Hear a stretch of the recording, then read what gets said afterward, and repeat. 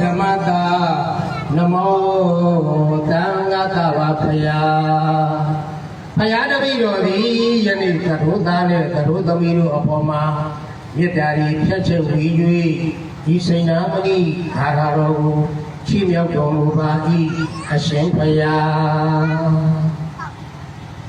အလမရံဟရိဟရိဇရမုခံပေါပကြံ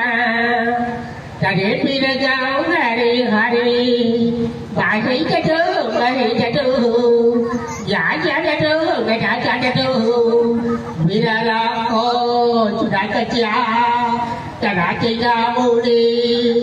ဩမရံဟရိဟရိသဗ္ဗလူမိတရားမေကလာအောက်ပါရှိတော်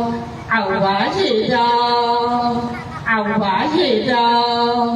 ယနေ့တတုတပိမိသားစုတွေစောင့်ကြည့်သမျှအောင်းမြင်ရပါစေတော့လက်ခုပ်ကောက်ပါလေးထိထုတ်လိုက်ပါဗျာ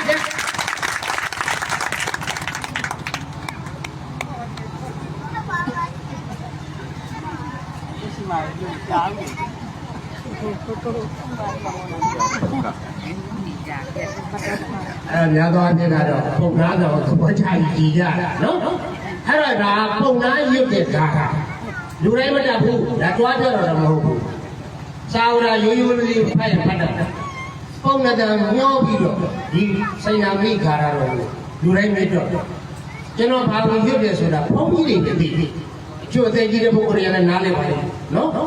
အဲ့ဒါခါရရဲ့အဓိပ္ပာယ်ကိုတော့ရှင်းပြ